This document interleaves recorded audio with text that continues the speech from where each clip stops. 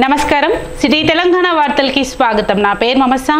మంచిర్యాల జిల్లా కేంద్రంలోని న్యాయస్థాయ సముదాయ భవన్లో గల బార్ అసోసియేషన్ హాల్లో చట్టాలపై అవగాహన సదస్సు నిర్వహించారు। ఈ కార్యక్రమంలో హైకోర్టు విశ్రాంత న్యాయమూర్తులు జస్టిస్ చంద్రయ్య, జస్టిస్ పిఎస్ నారాయణలు ముఖ్య అతిథులుగా పాల్గొన్నారు। మంచిర్యాల బార్ అసోసియేషన్లోని జూనియర్ న్యాయవాదులకు వృత్తిలో నైపుణ్యత మెళకువలపై అవగాహన కల్పించారు।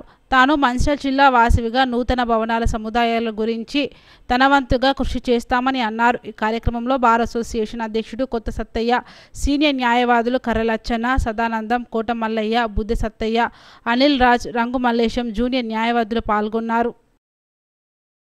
అంతర్జాతీయ మహిళా దినోత్సవాన్ని పురస్కరించుకొని హైటెక్ సిటీలో ఏర్పాటు చేసిన స్టాల్స్ను మంచిర్యాల జిల్లా కాంగ్రెస్ పార్టీ అధ్యక్షురాలు కొక్కిరాల సురేఖ సందర్శించారు।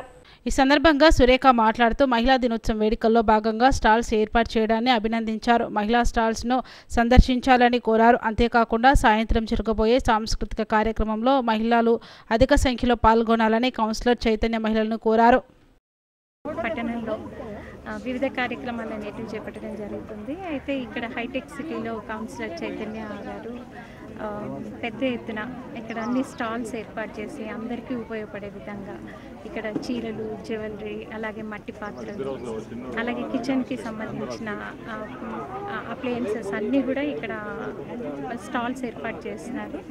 సాయంకాలం కూడా ఇక్కడ ఒక ప్రోగ్రామ్ చేయడం జరుగుతుంది। చాలా పెద్ద ఎత్తున చేస్తున్నారు। ఇది ప్రతి ఒక్కరికి కూడా ఉపయోగపడే విధంగా మహిళలందరినీ కూడా ఇందులో ఇన్వాల్వ్ చేసి కార్యక్రమాలు చేస్తున్నారు। తప్పకుండా అందరు కూడా వచ్చి స్టాల్స్ని విజిట్ చేయడం, అలాగే ఈ ప్రోగ్రామ్ని విజయవంతం చేయాలి అని చెప్పేసి కోరుతున్నాను। మంచిర్యాల మహిళలందరికీ కూడా అంతర్జాతీయ మహిళా దినోత్సవ శుభాకాంక్షలు తెలియజేస్తున్నాను।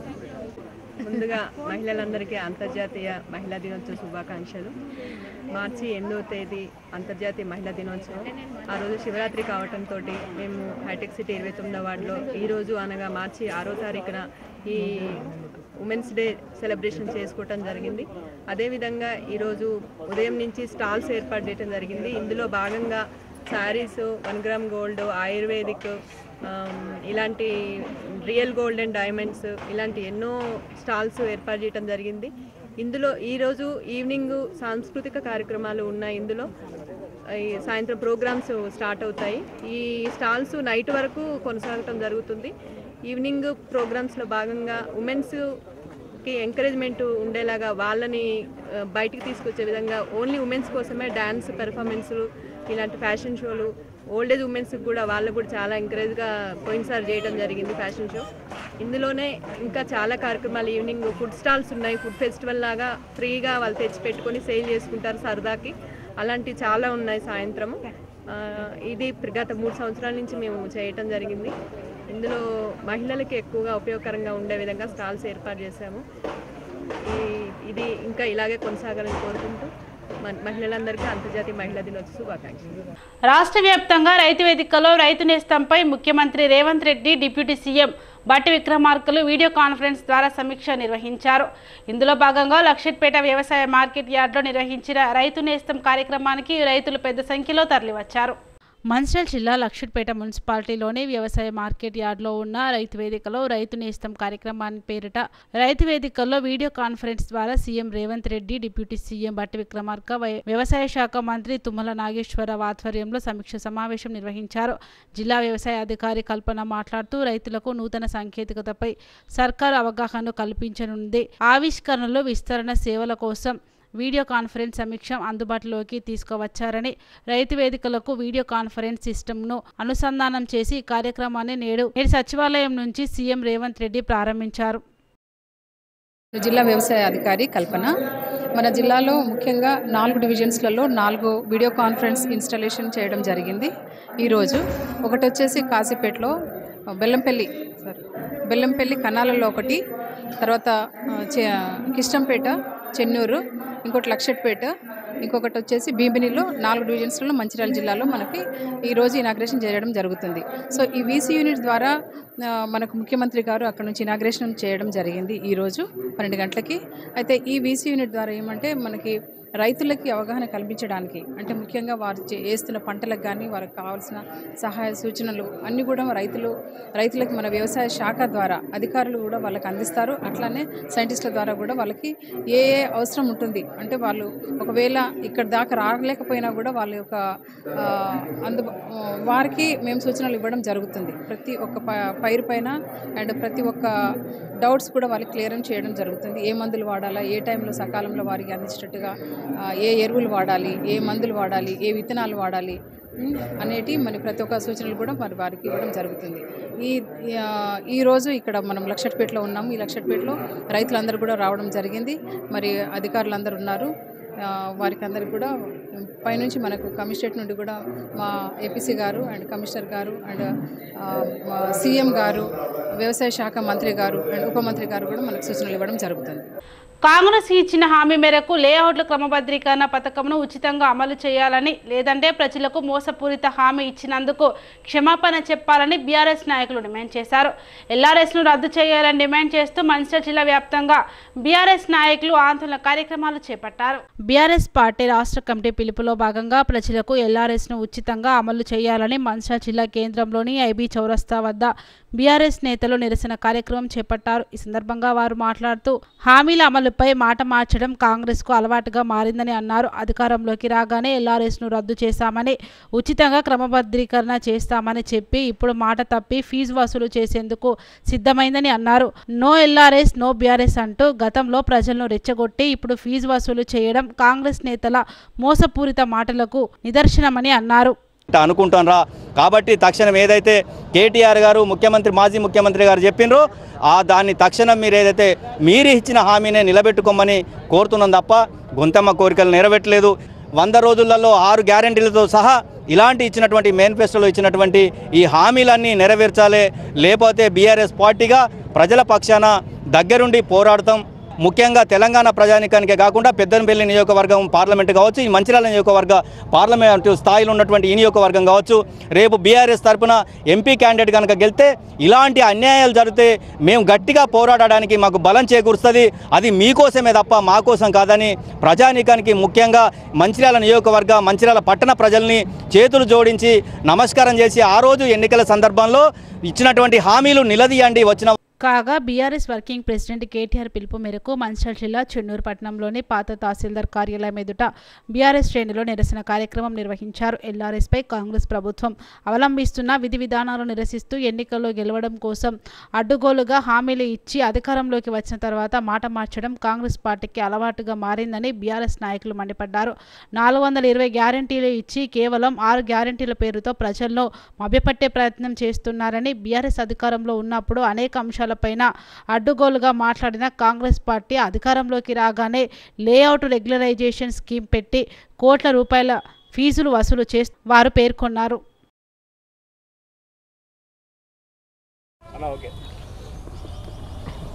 రాష్ట్ర ప్రభుత్వం గతంలో ల్యాండ్ రెగ్యులేషన్ స్కీమ్ కింద పేదవాళ్ళందరూ కూడా గజానికి ఇంత చొప్పున డబ్బులు తీసుకుని రెగ్యులర్ చేద్దామని అంటే కోమటిరెడ్డి వెంకటరెడ్డి గారు హైకోర్టులో కేసు వేసి ఒక నయా పైసా కూడా తీసుకోకూడదు, ఈ పేదవాళ్ళ ఆశ కూడా ఫ్రీగా రెగ్యులర్ చేయమని చెప్పి ఆయన కోర్టులో కేసు వేయడం జరిగింది. దానికి అనుకూలంగా ఆనాడు రాష్ట్ర ప్రభుత్వం ఏదైతే బీఆర్ఎస్ ప్రభుత్వం ఉందో కోర్టు కేసు అందరూ రెగ్యులర్ చేయక ఆలస్యమైంది. ఇప్పుడు ఈ ప్రభుత్వం వచ్చి మళ్ళీ కొత్త జీవో ఇచ్చేసి రెగ్యులరైజ్ చేసుకున్న వాళ్ళకు ఈ నెలాఖరు లోపల మీరు అందరూ అప్లై చేసుకోండి, ఇన్ని డబ్బులు కట్టాలని చెప్పి మళ్ళీ ఇప్పుడు కొత్తగా జీవో ఇవ్వడం జరిగింది. దాన్ని నాడు బీఆర్ఎస్ పార్టీ తీవ్రంగా వ్యతిరేకిస్తూ ఉన్నాం. ఆనాడు ఒక ద్వంద్వ వైఖరి ఆలోచించి ప్రభుత్వం చేస్తున్న దానికి అడ్డు తగిలి హైకోర్టులో కేసులు వేసి ఆపారు. ఈనాడు మీ ప్రభుత్వం వచ్చినాక, కాంగ్రెస్ ప్రభుత్వం వచ్చినాక మీరు చెప్పిన దానికి కట్టుబడి ఉండకుండా ఫ్రీగా పేదవాళ్ళందరూ కూడా రెగ్యులరైజ్ చేసే విధంగా చేయాల్సిన అవసరం ఉండేది. మీరు చేయకుండా ఈనాడు ద్వంద్వ వైఖరి అవలంబిస్తున్నారు. కాబట్టి కాంగ్రెస్ పార్టీ అవలంబిస్తున్న పేదవాళ్ళకు వ్యతిరేకంగా భూములను రెగ్యులరైజ్ చేసే స్కీమ్కు వ్యతిరేకంగా వాళ్ళు తీసుకున్న నిర్ణయాన్ని గతంలో మరి ఈ యొక్క ఎల్ఆర్ఎస్ వద్దు, నో టీఆర్ఎస్ నో ఎల్ఆర్ఎస్ అని చెప్పేసి అన్నటువంటి వాళ్ళు మరి వాళ్ళు ఎందుకు ఎల్ఆర్ఎస్ మీద ఇంత ప్రేమ పెట్టి మరి పేద ప్రజల మీద మరి భారం మోపడానికి ప్రయత్నం చేస్తుంది. అందుకోసమనే ఇవాళ కేసీఆర్ గారు మరి మన రాష్ట్రం సుభిక్షంగా ఉండాలంటే కేసీఆర్ గారి చేతిలో ఉండాలి, కేసీఆర్ శ్రీరామ రక్ష అని చెప్పేసి అని మన చెప్పడం జరిగింది. ఇవాళ కాంగ్రెస్ పార్టీకి చిన్న స్వల్ప తేడాతోటి అధికారం మరి వచ్చిన వెంటనే మరి వాళ్ళ పేద ప్రజల్ని వాళ్ళని ఎల్ఆర్ఎస్ స్కీమ్ పెట్టి లక్షల రూపాయలు దాదాపుగా మరి కాంగ్రెస్ పార్టీ మోసం చేస్తుంది. ఈ మోసాన్ని కుట్రని మరి వాళ్ళ కేసీఆర్ గారు ఇవాళ బీఆర్ఎస్ పార్టీ మరి అందరు కలిసి ఇవాళ పెద్ద ఎత్తున రాష్ట్ర వ్యాప్తంగా ఆందోళన కార్యక్రమం చేసి ఇవాళ కేసీఆర్ గారు పిలిపివ్వడం జరిగింది. దాంట్లో భాగంగా చెన్నూరు నియోజకవర్గ కేంద్రం లోపల మరి కార్యకర్తలు అందరూ వచ్చి తరలి వచ్చి కార్యక్రమాన్ని విజయవంతం చేసిన ప్రతి ఒక్కరికి కూడా హృదయపూర్వక నమస్కారం తెలియజేసుకుంటూ ఎల్ఆర్ఎస్ స్కీమ్ గిట మరి ఎత్తివేయకపోతే రానున్న రోజుల లోపల ఇదే 25,44,000 కుటుంబాలతో మరి రాష్ట్ర వ్యాప్తంగా పెద్ద ఎత్తున ఆందోళన కార్యక్రమాలు చేయడానికి కూడా బీఆర్ఎస్ పార్టీ కేసీఆర్ నాయకత్వం లోపల ముందుకు పోతారనే విషయాన్ని తెలియజేసుకుంటూ ఈ కాంగ్రెస్కు ఏదైతే ఎల్ఆర్ఎస్ స్కీమ్ ఏదైతే పెట్టిందో దాన్ని వాపసు తీసుకొని పేద ప్రజలకు మేలు చేసి ఎలాంటి రూపాయి తీసుకోకుండా వాళ్ళ దరఖాస్తులు ఉన్నాయి వాటన్నింటినీ కూడా తీసుకొచ్చి మరి వాళ్ళందరికీ పేద ప్రజలకు న్యాయం చేసినట్టయితేనే బాగుంటుంది. లేకుంటే రానున్న రోజుల లోపల కాంగ్రెస్ పార్టీ మరి నామరూపాలు లేకుండా పోతారనే విషయాన్ని తెలియజేసుకుంటూ లేఅవుట్ ఎల్ఆర్ఎస్ కాంగ్రెస్ నేతలు హామీ ఇచ్చిన విధంగా ఉచితంగా అమలు చేయాలని ఆసిఫాబాద్ ఎమ్మెల్యే కోవాలక్ష్మి డిమాండ్ చేశారు. ఆసిఫాబాద్ నియోజకవర్గ కేంద్రంలో ఏర్పాటు చేసిన ధర్నా కార్యక్రమంలో ఆసిఫాబాద్ ఎమ్మెల్యే కోవాలక్ష్మి మాట్లాడుతూ 25.44 లక్షల మంది దరఖాస్తుదారులపై కనీసం ₹1,00,000 చొప్పున మొత్తం 20,000 కోట్ల వరకు భారాన్ని మోపేందుకు కాంగ్రెస్ ప్రభుత్వం సిద్ధమైందని విమర్శించారు. ఎవరైతే నిరుపేదలు ఉన్నారో వారికి ఫీజు లేకుండా ₹1 కూడా కట్టకుండా పేద ప్రజలకు ఏవైతే ఫ్లాట్స్ రెవెన్యూ ఫ్లాట్స్లలో ఉన్నారో పేద ప్రజలు వారికి ఉచితంగా వారికి పట్టాలు ఇవ్వాలనేసి మరి ఇదే రేవంత్ రెడ్డి గారు డిమాండ్ చేశారు, ఇదే ఉత్తమ్ కుమార్ రెడ్డి డిమాండ్ చేశారు, ఇదే మన ఇప్పుడున్నటువంటి గౌరవ జిల్లా ఇన్ఛార్జ్ సీతక్క గారు కూడా మరి ఆ రోజు మాట్లాడడం జరిగింది. మేమేమంటున్నామంటే ఆ రోజు మీరు మాట్లాడారు, మరి ఈ రోజు ఏమైంది? ఈరోజు మీరు ప్రభుత్వంలో వచ్చారు, కాంగ్రెస్ ప్రభుత్వంలో ఉన్నారు. ఇప్పుడు ప్రభుత్వంలో ఉండి ఈరోజు ఉచితంగా మీరు ప్లాట్లు వాళ్ళ పేద ప్రజలకు ఇవ్వాల్సింది పోయి ఆ రోజు డిమాండ్ చేసిండ్రు. మరి ఈ రోజు ఎందుకు మర్చిపోయారని మేము అడుగుతున్నాం. ఈరోజు మరి ఇప్పుడు అందరికి కూడా నోటీసులు పంపించారు, ప్రతి ఒక్కరు కూడా మరి ఎల్ఆర్ఎస్ మరి ఇవాళ మీరు డబ్బులు కట్టండి అనేసి ఆదేశాలు ఇవ్వడం జరుగుతుంది. ఆదేశాలు ఇచ్చారు అధికారులు. కాబట్టి మేము ఈరోజు మన BRS party working president KT Ramarao garu ఆదేశాల ప్రకారంగా మన మాజీ ముఖ్యమంత్రి కేసీఆర్ సార్ ఆదేశాల ప్రకారంగా ఈరోజు నియోజకవర్గాలలో మరి ఈరోజు మరి ఏదైతే మన ధర్నా కార్యక్రమాలు మరి పేద ప్రజల తరపున ఈరోజు మేము ఇక్కడ డిమాండ్ చేస్తున్నాం. ఎందుకంటే ఈరోజు మేము ఒకటి అడుగుతున్నాం. ఈరోజు ఆసిఫాబాద్లో చాలామంది పేద ప్రజలు ఇక్కడ చాలామంది ఇవాళ మన ప్రభుత్వ స్థలాలలో మరి వాళ్ళ ఇల్లు కట్టుకొని ఉన్నారు. వాళ్ళందరూ కూడా మరి ఉచితంగా వారికి పట్టాలు ఇవ్వాలని మేము ఈరోజు కాంగ్రెస్ ప్రభుత్వానికి మేము డిమాండ్ చేస్తున్నాం. కాబట్టి ఈరోజు మేము ఎల్ఆర్ఎస్ మీద ఆ రోజు మాట్లాడినామంటే ఈ నాయకులు ఇవాళ మంత్రులుగా ఉన్నారు, ఇవాళ సీఎంగా రేవంత్ రెడ్డి గారు ఉన్నారు. మరి ఇవాళ మరి పేద ప్రజల్ని మరి ఇవాళ వారికి ఏం న్యాయం చేస్తారని మేము అడుగుతున్నాం. మరి ఏదైతే ప్రభుత్వము రావడానికి కోసం ఎన్నో హామీలు ఇచ్చారో అవన్నీ కూడా మర్చిపోయి మరి ఇవాళ ఏవైతే 6 గ్యారంటీలు అన్నారు, 6 గ్యారంటీలలో కూడా ఒక్క గ్యారంటీ కూడా వాళ్ళు చేసింది లేదు. ఇవాళ గ్యాస్ సిలిండర్లు ఇస్తామన్నారు, మళ్ళీ తర్వాత గృహజ్యోతి అన్నారు, ఇవాళ కళ్యాణ లక్ష్మికి మరి ఇవాళ ₹1,116 గతంలో ఉన్నవంటి మన కేసీఆర్ సార్ ఆ రోజు ముఖ్యమంత్రిగా ఉన్నారు.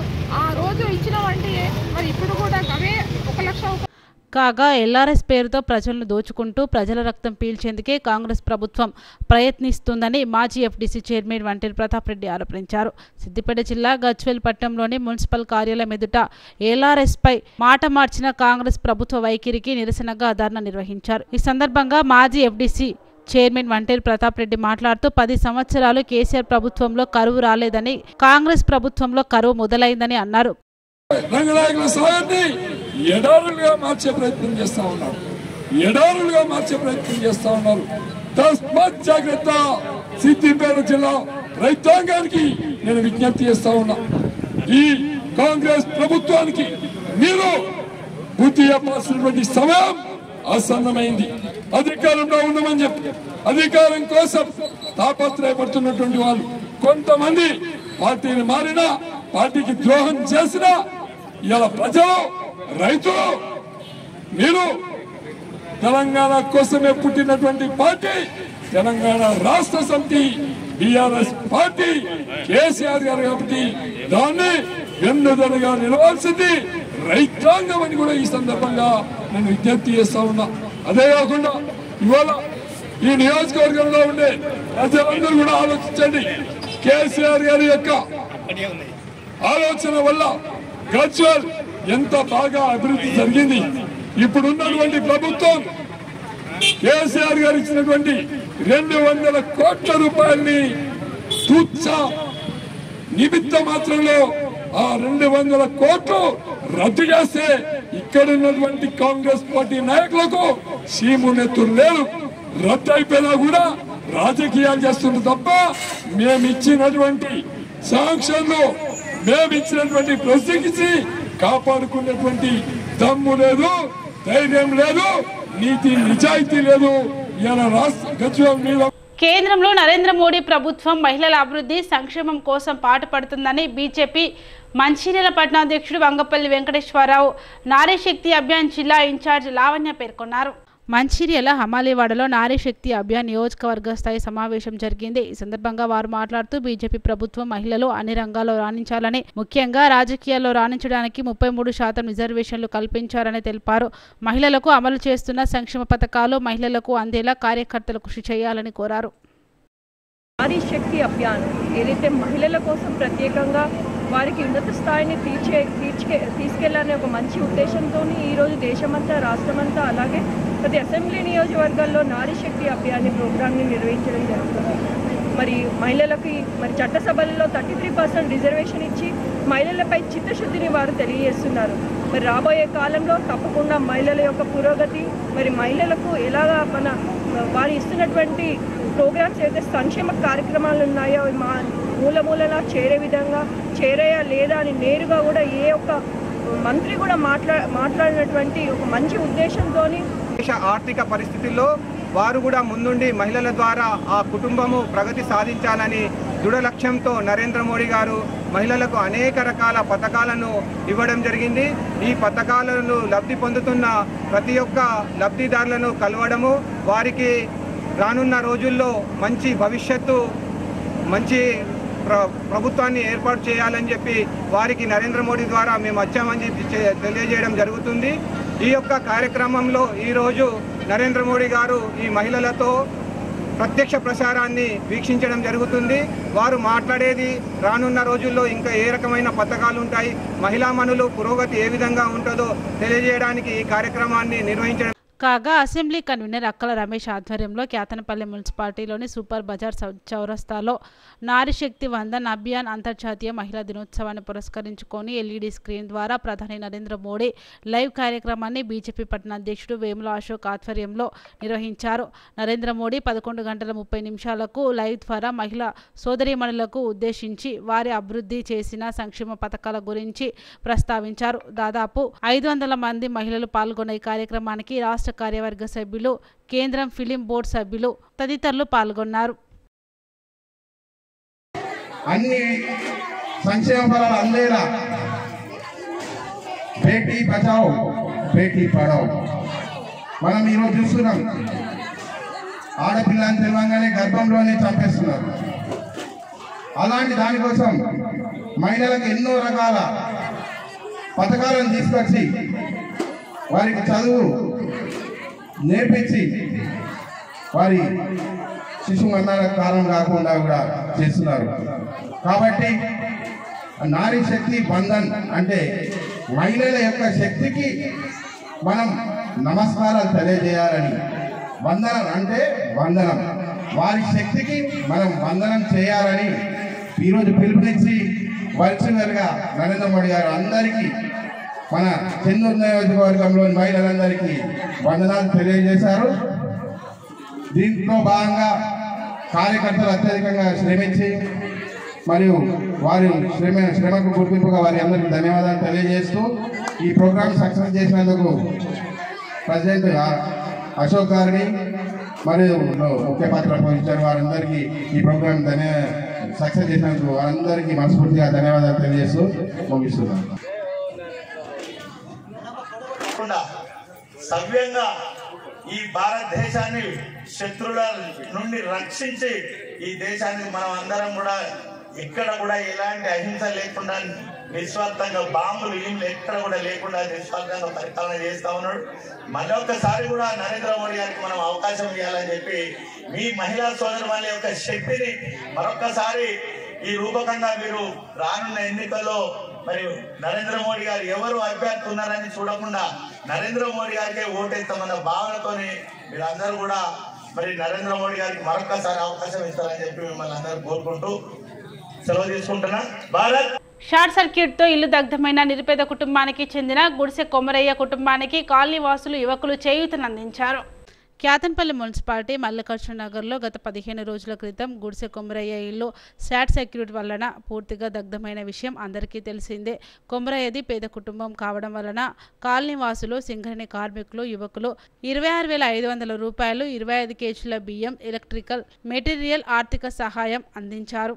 ఈ సందర్భంగా నాయకులు మాట్లాడుతూ ఆపదలో ఉన్న వారిని అన్ని వేళలా ఆదుకుంటామని, ప్రభుత్వం నుండి రావాల్సిన అన్ని బెనిఫిట్స్ కొమరయ్య కుటుంబానికి అందించే విధంగా కృషి చేస్తామని అన్నారు.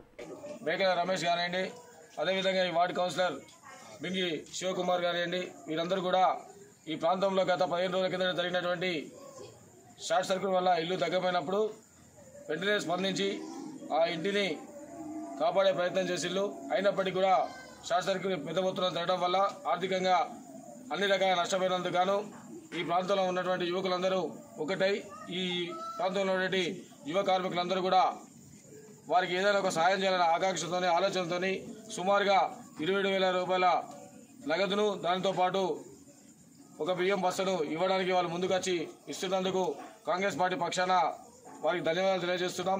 అదేవిధంగా కాంగ్రెస్ పార్టీ పక్షాన స్థానిక శాసనసభ్యులు వారు కూడా తక్షణ సహాయ కింద 10,000 రూపాయలు ఇవ్వడం జరిగింది. ప్రభుత్వ పరంగా వచ్చేటువంటి సహాయ సహకారాలు కూడా అందించడానికి వారు ఎంఆర్ఓ గారితో, జిల్లా కలెక్టర్ గారితో మాట్లాడడం జరిగింది. తప్పకుండా అవి కూడా ఒక 15-20 రోజుల్లో కూడా అందజేయడానికి కోసం ప్రయత్నం చేయడం జరుగుతుంది. కనుక ఈ ప్రాంతంలో ఉన్నటువంటి ప్రజలందరూ కూడా వెంటనే స్పందించి వారి కుటుంబాన్ని ఆదుకున్నందుకు మనస్ఫూర్తిగా 15వ వార్డులో మల్లికార్జున నగర్లో గత 15 రోజుల క్రితం కరెంట్ షార్ట్ సర్క్యూట్ అయి గుడిసె కొమరయ్య అనే ఇల్లు పూర్తిగా కాలిపోవడం జరిగింది. ఇక్కడ ఉన్న స్థానికులు రమేష్ కానీ ఇతర పిల్లలు వెంటనే పైకెక్కి ఆ రేకులు పగలగొట్టి మంటలు ఆర్పడం జరిగింది. అదే కాకుండా స్థానికులు వెంటనే సాయం చేయడం జరిగింది. శివకిరణ్ కూడా ఒక 10,000 రూపాయలు సాయం చేసిండు.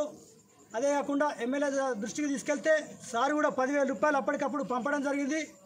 ఈ ముఖ్యంగా రమేష్ను, ఇతర యువ నాయకులు రవి, తర్వాత దీని వెనుక సుధాకర్ కూడా ఉండి ఎప్పటికప్పుడు ప్రోత్సహిస్తూ స్థానికులందరూ కూడా ఉండి సుమారు 27,000 రూపాయలు సాయం చేయడం జరిగింది. ఇదంతా వీళ్ళంతా కాంగ్రెస్ పార్టీ స్థానిక యువ నాయకులు.